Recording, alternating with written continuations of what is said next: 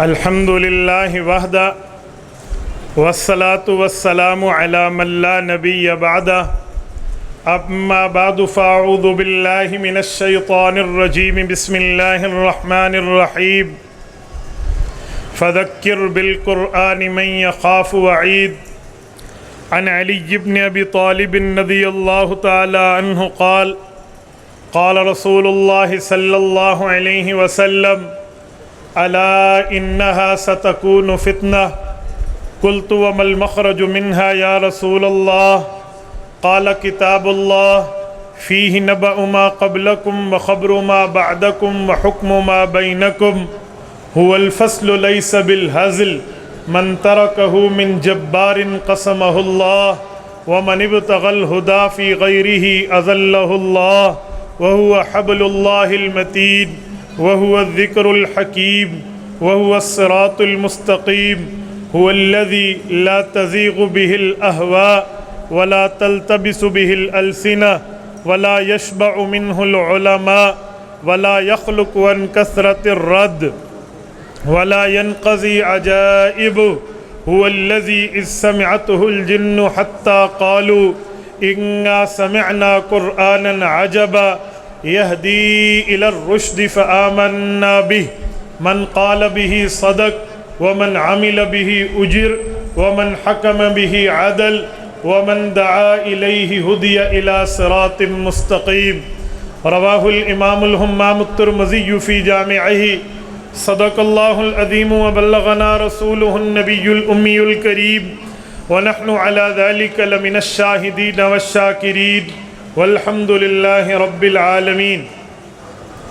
معزز دوستو، آج 10 جولائی بروز ہفتہ 2021 آپ کے یہاں گجرانوالہ کی عظیم قدیم دینی درسگاہ جامعہ اشرف العلوم میں حضرت مولانا عبدالواحد رسول نگری دامت برکاتہم کے واسطے سے مولانا حافظ محمد اسامہ آوان کے ذریعے میں آپ کی خدمت میں موجود ہوں۔ مجھے اسٹیج سے دیے گئے موضوع کے مطابق گفتگو کرنی ہے۔ قرآن کریم کی عظمت کے حوالے سے چند معروضات میں نے آپ کے کانوں کے لیے گوش گزار کرنی ہے۔ بس آپ توجہ میری طرف رکھیں، میری آنکھوں میں آنکھیں ڈالیں تو انشاءاللہ تعالی میں آپ کا وقت ضائع نہیں ہونے دوں گا، اور میرے رب نے چاہا انشاءاللہ میں اپنے عنوان کے مطابق مختصر اور پورا سر چند باتیں کر کے آپ سے اجازت چاہوں گا۔ اگر آپ توجہ کریں گے تو میں بات شروع کروں گا، آپ مجھے دیکھیں گے تو میں بات شروع کروں گا۔ انتظامیہ آئے اور جائے اور آپ ادھر دیکھیں تو میرے خیال میں نے 9 گھنٹے کا سفر آپ کے لیے کیا ہے، تو آپ مجھے دیکھیں۔ میں اتنے سفر کے باوجود بھی جیتا جاگتا بیٹھا ہوں، آپ کو میرے چہرے پر کوئی تھکاوٹ نظر نہیں آ رہی، مجھے دیکھیں۔ میں نے آپ کا وقت ضائع نہیں ہونے دینا، یہ یاد رکھنا۔ قرآن کریم اللہ کی وہ کتاب ہے جو آپ کے اور میرے اور قیامت تک آنے والی امت انسانیت کے لیے درس انقلاب ہے۔ درس کہتے ہیں سبق کو، انقلاب کہتے ہیں وقت کے تبدیل ہونے کو۔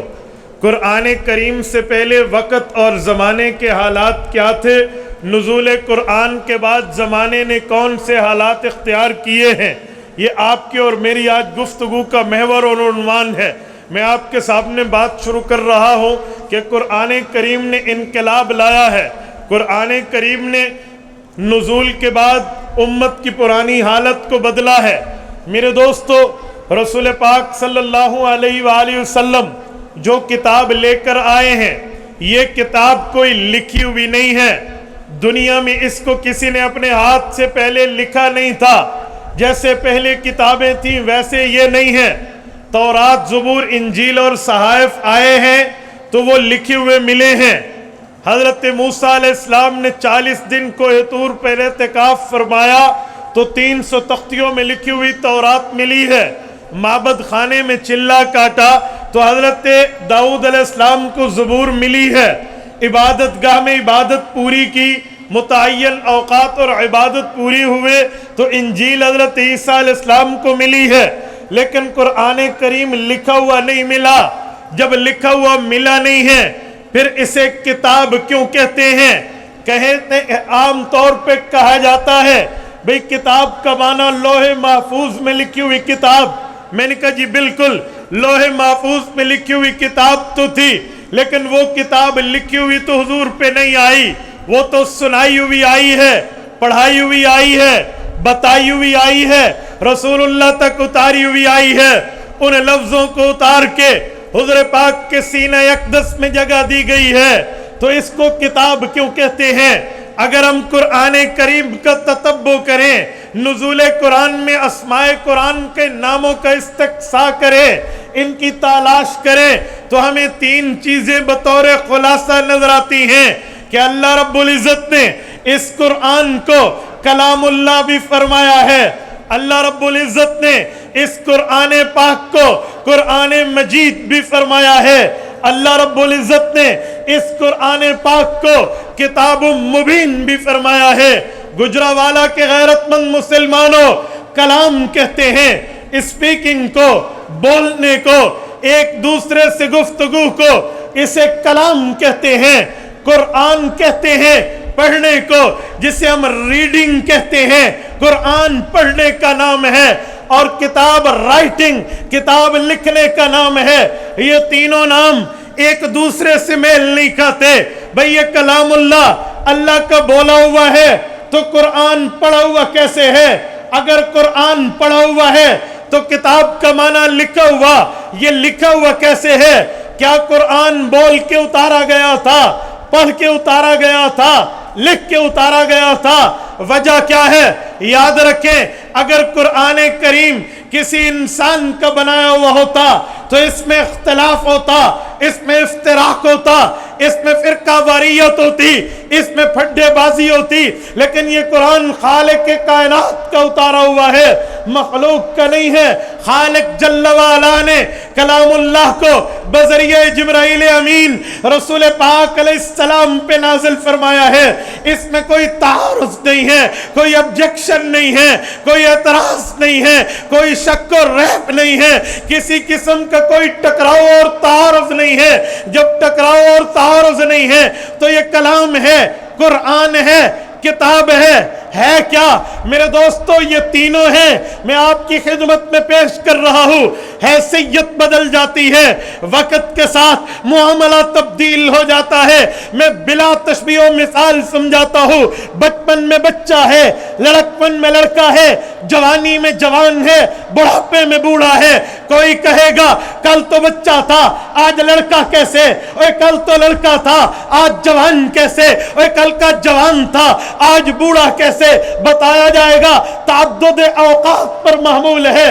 اوقات علیحدہ ہے، زمانے علیحدہ ہے، وقت علیحدہ ہے، حالات علیحدہ ہے، تو کیفیات علیحدہ ہے. ہر زمانے ہر وقت کی بات ہے، تو اس زمانے اور اس وقت میں اس کو وہ نام دیا جاتا ہے. میں نے کہا جی ہاں، یہ قرآن کریم کلام اللہ بھی ہے، یہ قرآن کریم قرآن مجید بھی ہے، یہ قرآن کریم کتاب اللہ بھی ہے. بھئی وجہ کیا ہے؟ میں نے کہا سنیں، جب اللہ رب العزت نے کلام اللہ اتارنے سے پہلے کلام اللہ کی تلاوت کی ہے تو اسے اللہ نے بولا ہے. یہ اللہ کے بول ہیں، یہ اللہ کی باتیں ہیں، یہ اللہ کے قول ہیں، یہ اللہ کے فرمان ہیں. حدیث پاک میں ہے، امام احمد ابن محمد ابن حنبل شیبانی رحمہ اللہ المتوفى 241 ہجری مسند احمد میں روایت لائے ہیں. اللہ کے رسول نے فرمایا ھذا کلام اللہ وقد خرج منہ، یہ کلام اللہ کی صفت ہے، اللہ سے نکل کے اللہ کی باتیں تم تک پہنچی ہیں. جب اللہ نے اس کلام کا تکلم فرمایا، جب اللہ نے اس کلام کو پڑھا تو یہ کلام پڑھا، کیونکہ کلام بنتا تب ہے جب پڑھا جائے. ہاں وہی اللہ کا پڑھا ہوا جبرائیل امین نے رسول اللہ کے دل اقدس پہ اتارا. حضور پاک کے سینہ اقدس پہ قرآن کو نازل کیا گیا. حضور پاک پر قرآن اترتا، رسول اللہ قرآن کریم کو سن کے پڑھ لیتے، حضور پاک پڑھتے، ساتھ پڑھتے. تو رب العزت نے فرمایا یوں نہ کرنا، لا تحرک بھی لسانک لتعجل بھی ان علینا جمعہ و قرآن، پیغمبر کریم ہم آپ کے دل کے بھید کو جانتے ہیں، آپ کے سینے کے راز کو جانتے ہیں۔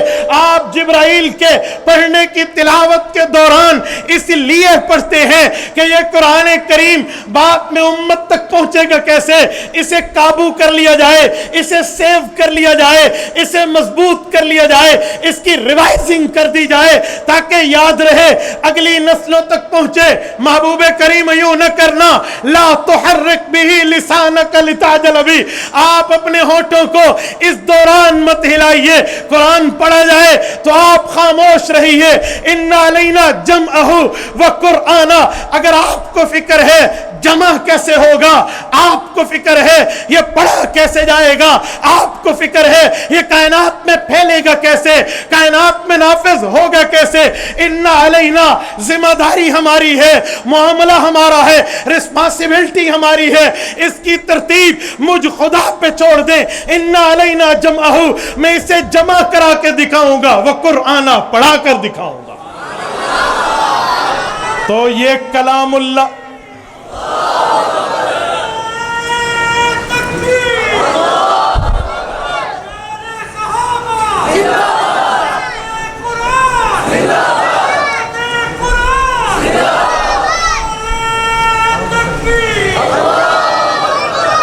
اللہ رب العزت کے کلام پہ یہ کلام اللہ بنا، حضور کے پڑھنے پہ یہ قرآن مجید بنا۔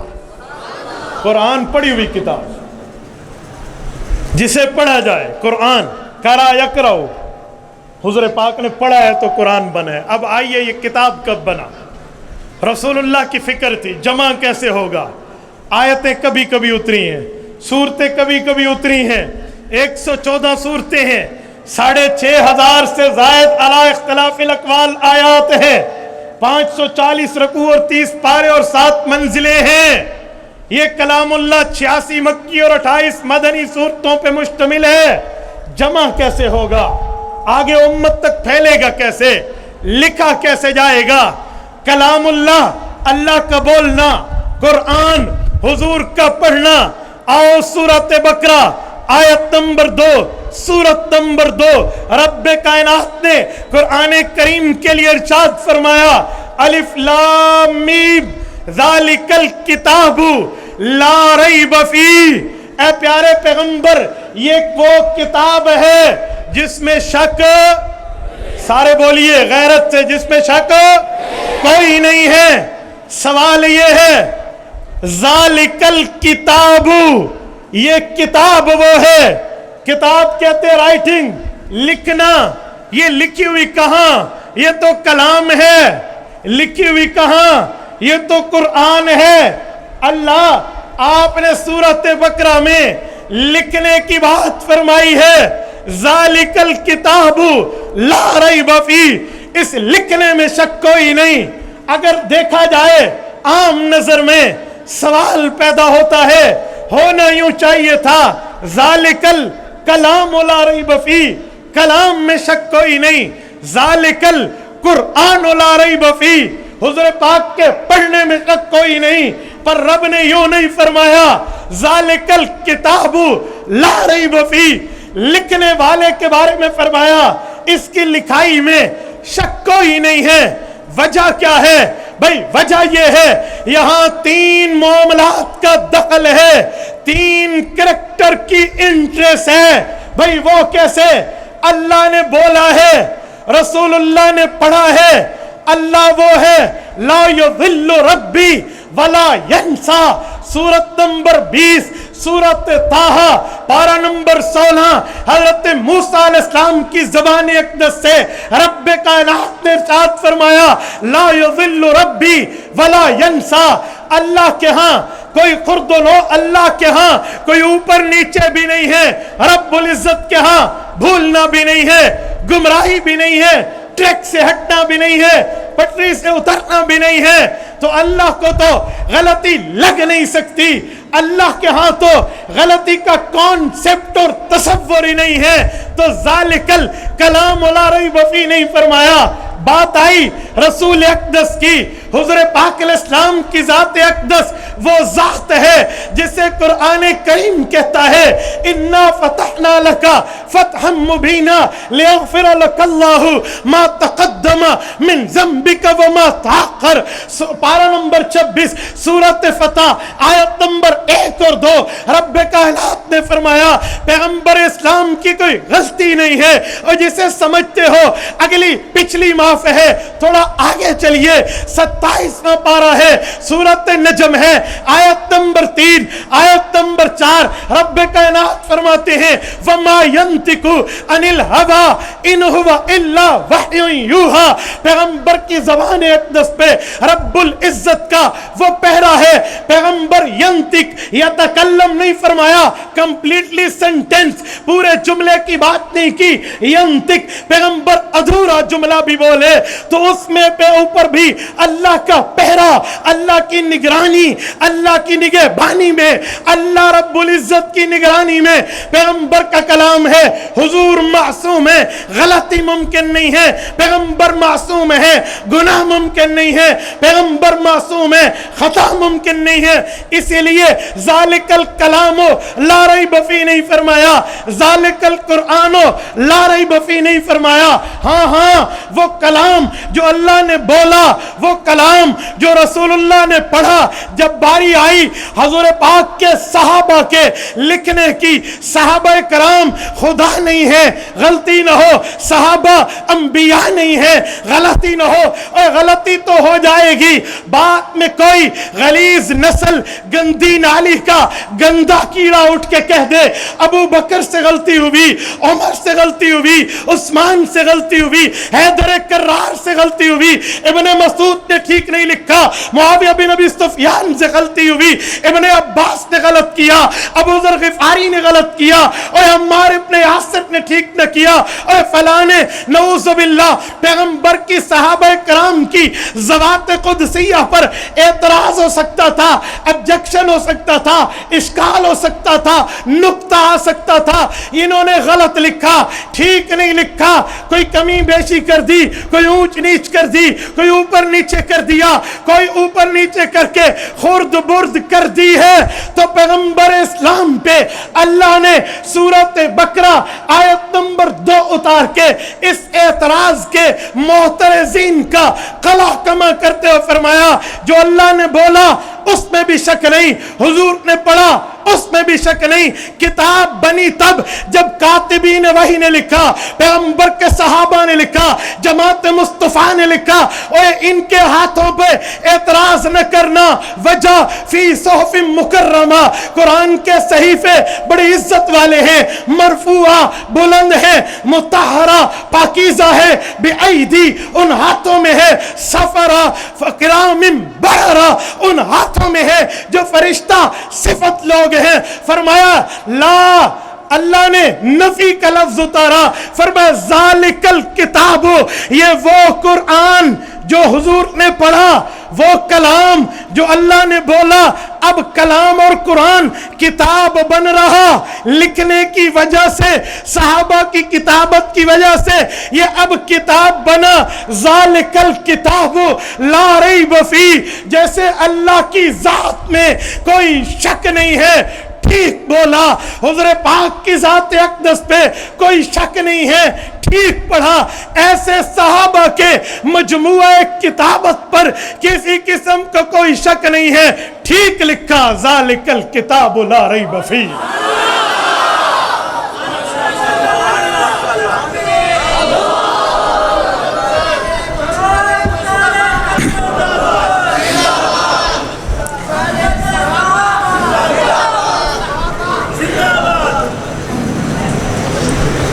ذالک الکتاب لا ریب فیہ، ان کے لکھنے میں بھی شک کوئی نہیں، ان کے ہاتھوں کی لکھائی، ان کے قلم کی موٹائی، ان کے لکھنے کی سیاہی، اللہ نے اس کی قسم کھا کے بھی اس کو بھی طاہر و مطہر فرما دیا۔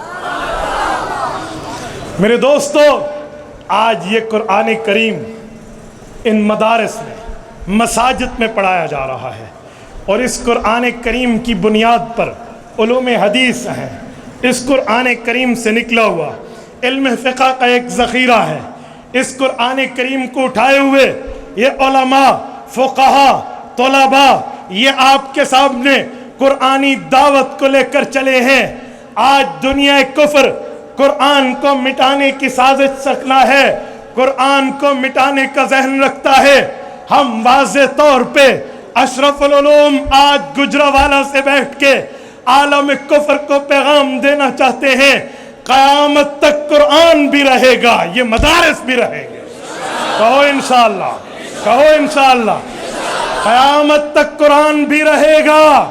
ہاتھ اٹھا کر، قیامت تک قرآن بھی رہے گا، قرآن والے بھی رہیں گے، مدارس بھی رہیں گے، مساجد بھی رہے گی، یہ داڑھی ٹوپی پگڑی بھی رہے گی، اسے نہیں مٹایا جا سکتا۔ سنیے، میں آپ کو ایک واضح طور پہ ایک جملہ کہتا ہوں۔ اللہ نے ہمیں اہل حق، علماء احناف، علماء دیوبند سے جوڑا ہے۔ دیوبند کی عظمت کو ترازو میں نہ تول، دیوبند کی عظمت کو ترازو میں نہ تول، یہ تو ہر دور میں انمول رہا ہے۔ علماء دیوبند انمول، انمول کا معنی جس کی قیمت ہی نہیں لگائی جا سکتی۔ ہاں انگریز کے مقابلے میں شیخ الہند مولانا محمود اعظم دیوبندی کی قیمت لگا کر دکھاؤ، کیسے لگاؤ گے؟ ہاں 1857 کی جنگ آزادی میں قاسم العلوم والخیرات، بانی دارالعلوم دیوبند، حجت الاسلام والمسلمین، حضرت امام مولانا محمد قاسم نانوتوی، اللہ اس کی قبر پہ کروڑوں اربوں رحمتیں نازل فرمائے، آپ قیمت لگا کر دکھاؤ، کیسے لگاؤ گے؟ کس بنیاد پہ؟ دیوبند کو رب نے ہر دور میں ہیرے دیے ہیں۔ سونا تو بہت کم چیز ہے، سونے میں تو شاید کچھ اور ملتا ہے تو تب جا کر وہ زیور بنتا ہے، دیوبند کو تو رب نے سونے سے بڑھ کے ہیرے دیے ہیں۔ آپ ڈائمنڈ میں کچھ شیئرنگ کر کے تو دکھا دیں۔ سنیے، خدا کی قسم علماء دیوبند کو رب نے وہ ہیرے دیے ہیں۔ میں ایک جملہ کہا کرتا ہوں، آپ اٹھائیے ہمارے علماء دیوبند کی سوانح، قاسم العلوم والخیرات حضرت نانوتوی اور بانی تبلیغی جماعت مولانا الیاس دہلوی رحمہم اللہ حضرت ابو بکر صدیق کی نسل ہے۔ مجدد الف ثانی شیخ احمد سرہندی، حکیم الامت مولانا اشرف علی تھانوی حضرت عمر فاروق کی اولاد ہے۔ مولانا شبیر احمد عثمانی، مولانا ظفر احمد عثمانی، یہ حضرت عثمان غنی کی اولاد ہے۔ مولانا سید اصغر حسین دیوبندی، ابن شیر خدا مولانا مرتضی حسن چاندپوری، حضرت مولانا سید انور شاہ کاشمیری، شیخ العرب والعجم مولانا حسین احمد مدنی، سیدنا حیدر کرار کی اولاد ہے۔ دیوبند کو تو رب نے ہر میدان میں ہیرے دیے۔ میں کہتا ہوں اگر دین پھیلانے کی باتیں ہوں تو اللہ نے دیوبند کو مولانا الیاس دہلوی دیا ہے، اور اسی طرح دین کو تلوار کے ذریعے بچانے کی باری ہو تو رب نے علماء دیوبند کو ملا عمر دیا ہے۔ سنیے، اور اگر دین کے اوپر ختم نبوت پر جان اٹھانے کی باری آئے تو رب نے علماء دیوبند کو امیر شریعت سید عطا اللہ شاہ بخاری دیا۔ اور عظمت ختم نبوت، تاجدار ختم نبوت، تاجدار ختم نبوت، اور عظمت اصحاب رسول پر چوکیداری ہو، پہرہ داری ہو تو شیخ العرب والعجم سیدی حضرت مولانا عبدالستار توسوی دیا ہے۔ قائد اہل سنت قاضی مظہر حسین چکوال والے دیے ہیں۔ امیر عظیمت مولانا حق نواز دیا ہے، جس نے آ کر علماء دیوبند کے طرز پہ عظمت صحابہ کو پہرہ داری کی۔